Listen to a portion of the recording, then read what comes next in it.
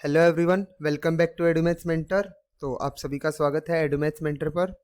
तो जैसा कि आप सभी ने थंबनेल में देखा, इस वीडियो में हम बात करने वाले हैं कि ऑफर लेटर आने के बाद आपका क्या प्रोसीजर है, आगे आपको क्या क्या करना पड़ेगा। ठीक है ना। हम धीरे धीरे इस कंप्लीट इंस्पायर स्कॉलरशिप की हर एक बात के बारे में अलग अलग वीडियोस लाते रहेंगे, जिससे आपको कंप्लीट डिटेल मिल जाए, कोई भी आपका स्टेप है वो स्किप ना हो जाए, या फिर जैसे कि आप अपनी बीएससी करने में बिजी हो जाते हैं तो कोई स्टेप आपसे मिस ना हो जाए। तो टाइम टाइम पे वीडियो आती रहेगी, इसलिए चैनल को सब्सक्राइब कर लीजिए ताकि कोई भी स्कॉलरशिप के रिगार्डिंग कोई वीडियो हो उससे आपको पता चल जाए कि इस स्टेप पे हमें ये काम करना है, तो वो उस काम को करने में आप लेट ना हो जाए। ठीक है, इसलिए चैनल को सब्सक्राइब कर लीजिए और बेल आइकन प्रेस करना ना भूलें ताकि आपको कोई भी नोटिफिकेशन हो मिल जाए। सब्सक्राइब करने से भी पता नहीं चलेगा, बेल आइकन जरूर प्रेस कर लेना ताकि कोई नई वीडियो आए इंस्पायर के रिगार्डिंग तो आपको उसका पता चल जाए। ठीक है, तो आज बात करने वाले हैं कि ऑफर लेटर आने के बाद आपका नेक्स्ट प्रोसीजर क्या रहेगा। जैसा कि आप सभी को बताया, लास्ट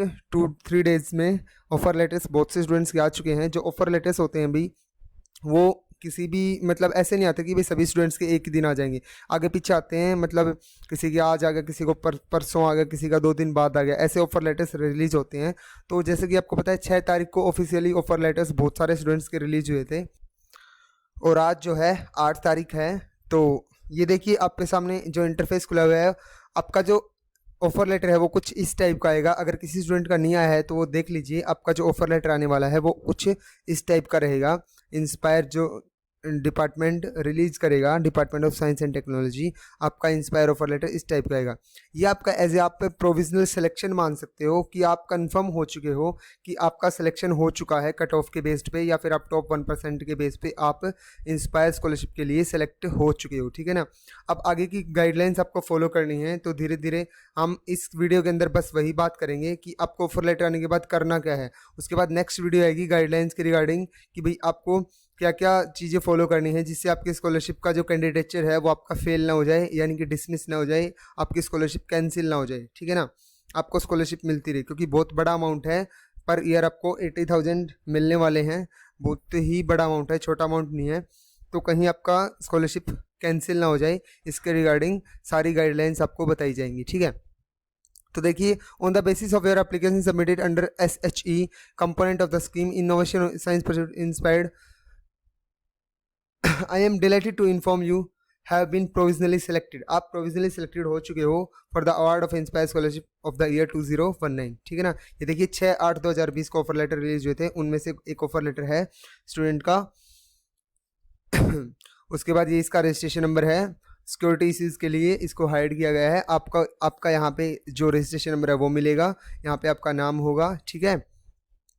उसके बाद देखिए, final selection of scholarship will be subjected to your fulfilling the conditions. आपका जो फाइनल सिलेक्शन है ना वो कब होगा, fulfilling the conditions as listed in the post implementation guidelines. ये भी मैं आपको बताऊंगा नेक्स्ट वीडियो में कि पोस्ट ऑफर इम्प्लीमेंटेशन गाइडलाइंस क्या है, which is enclose along with this offer letter. Offer letter में ही आपको सभी मिलेंगी पढ़ने को। आप मतलब टाइम टू टाइम अपने ऑफर लेटर को देख के उनको पढ़ सकते हैं कि क्या क्या गाइडलाइंस मेरे को फॉलो करनी है अगर स्कॉलरशिप मिलती रहनी चाहिए, मतलब स्कॉलरशिप कैंसिल ना हो जाए। ठीक है ना। तो उसके बाद देखिए टोटल अमाउंट कितना भाई 80,000 का है, और 60,000 आपको डेफिनेटली मिलेगी। और ये जो 20,000 होती है, ये होती है अलग से अगर आप कोई मेंटरशिप वर्क करते हो उसके लिए। ठीक है ना। रिसर्च और एकेडमिक इंस्टीट्यूशंस, आप कोई रिसर्च वर्क करते हो, 20,000 आपको उसकी स्कॉलरशिप मिलती है। इसके ऊपर भी अलग से वीडियो बनाई जाएगी कि भाई आपको 20,000 रुपये कैसे मिलेंगे। ठीक है ना। 60,000 तो आपकी कन्फर्म होती है आपके जो एकेडमिक वर्क्स हैं उनके बेस पे। ठीक है ना। सिर्फ आपको ग्रेजुएशन में 60% मार्क्स रखने हैं हर ईयर के अंदर, आपको आपके जो 60,000 है वो तो कंफर्म रहेंगे। ठीक है। बट आगे के जो 20,000 है, ऊपर वाले 20,000 वो आपको मिलते हैं कोई भी रिसर्च वर्क करने के लिए। ठीक है। तो उसको डिस्कस हम करेंगे एक अलग वीडियो के अंदर कि आपको ये 20,000 कैसे मिलेंगे। उसके बाद देखिए, the maximum tenure of scholarship is 5 years. जो मैक्सिमम टेन्योर है, यानी कि इसका जो टाइम है कि आपको कितने साल के लिए मिलेगी, ये 5 ईयर के लिए है। 3 साल तो आपकी ग्रेजुएशन के लिए और 2 साल आपकी मास्टर्स के लिए, और until the completion of MSc, यानी कि मास्टर्स आप 2 साल की आपकी मास्टर्स होती है और 3 साल की आपकी ग्रेजुएशन, उस तक आपको ये स्कॉलरशिप मिलती है। तो ये सब कुछ आपका लिख रखा है, आप पढ़ सकते हो। Please note that a student can not avail more than one scholarship. बहुत सारे स्टूडेंट्स की कमेंट आती हैं कि क्या हम इंस्पायर और सेंट्रल सेक्टर एक ही साथ ले सकते हैं, तो उसका भी जवाब यहाँ पे क्लियर लिखा हुआ है। Please note that a student can not avail, एक स्टूडेंट एक से ज़्यादा स्कॉलरशिप नहीं ले सकता, ठीक है ना। Further on acceptance of inspire scholarship by student switching over to other government scholarship scheme, वो इंस्पायर भी ले रहा है, यानी कि पता नहीं चलता भाई, मतलब किसी भी इशू के कारण कि भाई उसको इंस्पायर भी मिल रही है और दूसरी भी स्कॉलरशिप मिल रही है, including KVPY is not allowed at any stage without due permission from GST। किसी भी स्टेज पे उसका कैंडिडेचर कैंसिल हो सकता है, ठीक है ना, अगर पता चल जाता है तो। उसके बाद देखिए, the scholarship will be provided directly to through a State Bank of India bank account through PFMS DBT mode, यानी कि जो PFMS होता है पब्लिक फाइनेंशियल मैनेजमेंट सिस्टम, उसके द्वारा डायरेक्ट आपके अकाउंट में आएगी स्कॉलरशिप। तो आपको क्या करना है, सबसे पहले स्टेट बैंक ऑफ इंडिया में आपको अपना अकाउंट ओपन करवाना, भी ध्यान से सुनना, आपको स्टेट बैंक ऑफ इंडिया में अपना अकाउंट ओपन करवाना है, ठीक है। The given SBI account should be linked with Aadhaar, और आपको अपना अकाउंट आधार नंबर से भी लिंक करवाना है, ठीक है ना, आपके आधार कार्ड से लिंक करवाना है। To facilitate this transfer of scholarship to your bank account, कि आपकी जो स्कॉलरशिप है वो बैंक अकाउंट में आराम से आ जाए, कोई भी मतलब बीच में मतलब गड़बड़ नहीं होनी चाहिए भाई, जल्दी से आपकी स्कॉलरशिप आ जाए। तो आपको क्या करवाना है, you are requested to open a new savings account, आपको सेविंग अकाउंट ओपन करवाना है, बैंक अकाउंट नया SBI के अंदर, ठीक है ना। अगर आपका SBI में अकाउंट है ऑलरेडी और वो एक सेविंग अकाउंट है तो कोई दिक्कत नहीं है। नॉट एज ए माइनर, यानी कि आप 18 से नीचे नहीं होने चाहिए, at any branch of state Bank of India in the country without any transaction limit on the cash transfer, और कैश ट्रांसफर में की जो लिमिट है ना भी वो नहीं होनी चाहिए कोई भी, क्योंकि आपको पता है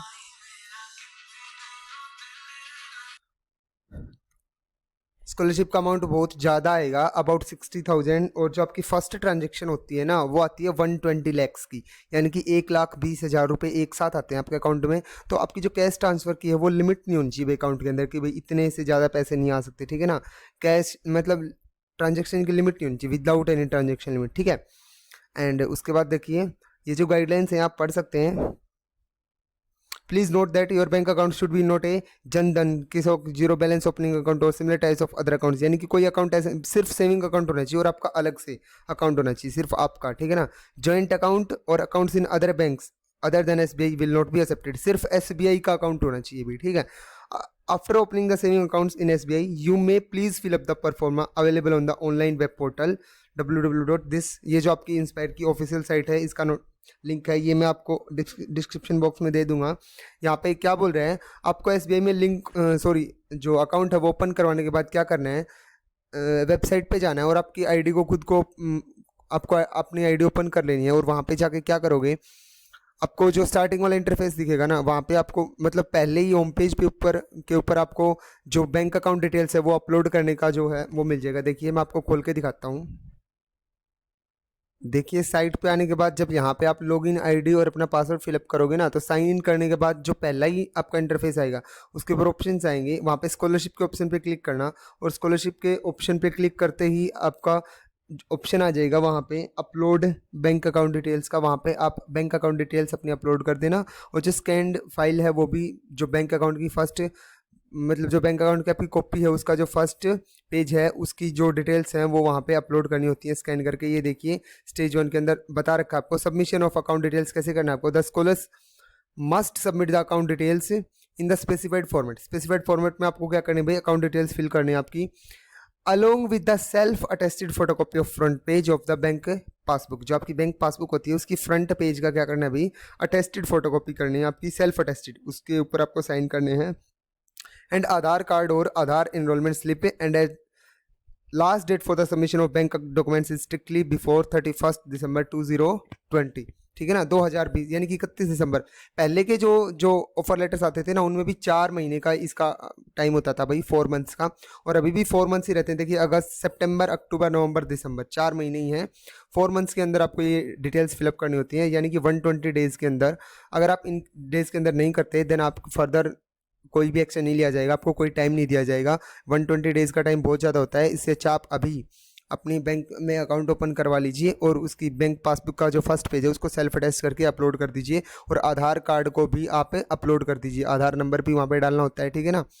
this offer of scholarship for all 5 years would then stand cancelled, ठीक है ना। अगर आप ऐसा नहीं करते हो 120 डेज़ के अंदर यानी कि 4 मंथ्स के अंदर, देखिए after the deadline the online process of web portal would get stop हो जाएगा, वहाँ से आपका ऑप्शन गायब हो जाएगा अपने आप बैंक अकाउंट डिटेल्स का, ठीक है ना, फिलअप करने का। और आपको जो 5 ईयर्स के लिए मतलब आपका जो कैंडिडेचर है वो कैंसिल हो जाएगा यहीं पे, ठीक है ना, आपको कोई स्कॉलरशिप नहीं मिलेगी फिर। तो मस्ट रिमेंबर, बहुत ज़्यादा टाइम है 120 डेज़ का, आप अभी करवा लीजिए, फिर वहाँ पे वेरीफाई होता है ये अकाउंट डिटेल्स वगैरह सब कुछ, ठीक है ना। उसके बाद देखिए करना क्या होता है, जो आपकी स्कॉलरशिप होती है ना भाई, वो आती है सेकंड ईयर के अंदर, फर्स्ट ईयर के अंदर नहीं आती स्कॉलरशिप। ये तो आपका प्रोविजनल सिलेक्शन था, ठीक है ना, स्कॉलरशिप के अंदर कि जो आपका ऑफर लेटर है, जो आपकी स्कॉलरशिप आएगी वो फर्स्ट ईयर कंप्लीट करने के बाद आएगी। कैसे? The students who have successfully completed the bank detail formalities as mention in stage 1 above would only be allowed to proceed further stage 2 a maximum period of 365 days। एक साल का time मिलता है आपको क्या करने के लिए, from the date of offer letter would be allowed to the scholar for the submission of yearly performance reports and mark sheets। ये जो आपके फर्स्ट ईयर ऑफ बीएससी और एमएससी इंटीग्रेटेड, कोई बच्चा इंटीग्रेटेड कोर्स कर रहा है या फिर बीएससी कर रहा है, तो उसके जो फर्स्ट ईयर की रिपोर्ट्स है ना, यानी कि डीएमसी वगैरह, और ये जो परफॉर्मेंस रिपोर्ट है, ये भी मैं आपको बताऊंगा क्या होती है। परफॉर्मेंस रिपोर्ट आपको अपनी आपके अकाउंट से डाउनलोड करने का ऑप्शन मिल जाएगा। एक तो परफॉर्मेंस रिपोर्ट आपको फिलअप करवानी है, ठीक है ना, और वो भी साइन करवानी होती है आपके कॉलेज से ही, आपके प्रिंसिपल के पास। और एक आपके फर्स्ट ईयर के जो डिटेल्स हैं मार्क्स की, मार्कशीट, वो आपको स्कैन करनी होती है और साइट पे अपलोड कर देनी होती है, ठीक है ना। इंस्पायर की जो ऑफिशियल साइट है, अपनी आईडी ओपन करके वहाँ पे अपनी डिटेल्स अपलोड कर देनी होती है आपको आपके एक साल के अंदर, ठीक है ना। ऑफर लेटर जैसे आपका अभी 6/8 को रिलीज हुआ है, यानी कि अगले साल की 6/8/2021 तक आपको अपने फर्स्ट ईयर की डिटेल्स जो है ना वो फिलअप कर देनी होती हैं, अपलोड कर देनी होती है, ठीक है ना। देन आपका क्या होता है, then the web portal will be close after the expiry of 365 days. उसके बाद वेब पोर्टल फिर से क्लोज हो जाएगा, और अगर आप टाइम से उनको अपलोड नहीं करोगे तो आपका कैंडिडेचर फिर से कैंसिल हो जाएगा, ठीक है ना। तो आपको इन 2 बातों को ध्यान में रखना है। सबसे पहली बात तो अभी तो सिर्फ आपको इतना ही करना है कि बैंक अकाउंट डिटेल्स आपको वहाँ पे अपलोड करनी है, एंड जो आपका आधार कार्ड है वो आपको अपलोड करना है, ठीक है ना। उसके बाद जैसे ही आपका रिजल्ट आ जाता है फर्स्ट ईयर का, तो वो आपको कंप्लीट पूरे साल का, नॉट सेमेस्टर वाइज रिजल्ट, अगर किसी का सेमेस्टर वाइज है तो फर्स्ट सेमेस्टर का भी आने दो और सेकंड सेमेस्टर का भी आने दो, और दोनों को इकट्ठा करके एक ही फाइल के अंदर स्कैन करके फिर अपलोड करो। डॉक्यूमेंट्स भी मैं आपको अपलोड करना बताऊंगा कैसे करने हैं, ठीक है ना। उनको फिर अपलोड करना है, वो तो रिजल्ट आने के बाद ही होएगा, ठीक है। और एक परफॉर्मेंस रिपोर्ट अपलोड करनी होती है हर ईयर, ठीक है ना। परफॉर्मेंस रिपोर्ट अपलोड कर देनी है, फिर आपको कुछ नहीं करना, फिर आपकी स्कॉलरशिप डायरेक्ट सैंक्शन होगी और आपके बैंक अकाउंट में आ जाएगी, और कुछ भी नहीं करना, ठीक है ना। The scholarship will be process to release to students only who have successfully uploaded the documents and stage 1 and stage 2। जो स्टेज 1 और स्टेज 2 को कंप्लीटली करेगा ना भाई, अच्छे से करेगा, उसी की स्कॉलरशिप आएगी, अदरवाइज कैंडिडेचर कैंसिल हो जाएगा। और कोई भी हार्ड कॉपी बाई पोस्ट नहीं भेजनी होती। दिल्ली इसका ऑफिस है, लेकिन वहाँ पे कोई भी हार्ड कॉपी आप नहीं भेज सकते, सारा काम ऑनलाइन वेब पोर्टल से होता है, बिल्कुल ऑनलाइन होता है। कोई भी काम हार्ड कॉपी आप सेंड मत करना, ठीक है। और कोई क्वेरी रहती है आप कमेंट बॉक्स में कमेंट कीजिए, एंड आगे भी इसके ऊपर वीडियोस आएंगी। बहुत सारे टॉपिक्स हैं, मतलब जो बच्चों के मन में डाउट रहते हैं, तो इसके ऊपर वीडियो आपको मिलती रहेगी। जैसे ही कोई डाउट आएगा उसके ऊपर वीडियो बनाई जाएगी। तो बने रहिए एडुमेट्स मेंटर के साथ और चैनल को सब्सक्राइब कर दीजिए। कोई क्वेरी है तो आप कमेंट बॉक्स में कमेंट डालिए, पूछिए, आपको जवाब जरूर मिलेगा। कोई भी गलती मत करना, बस कुछ भी बात हो तो पहले पूछ लेना। बहुत बड़ा अमाउंट है स्कॉलरशिप का, किसी भी पुअर स्टूडेंट के लिए बहुत मायने रखता है, ठीक है ना, आगे की फर्दर स्टडीज़ के लिए। So thank you so much, बने रहिए चैनल के साथ, सब्सक्राइब कर दीजिए और बेल आइकन को प्रेस कर दीजिए। Thank you so much.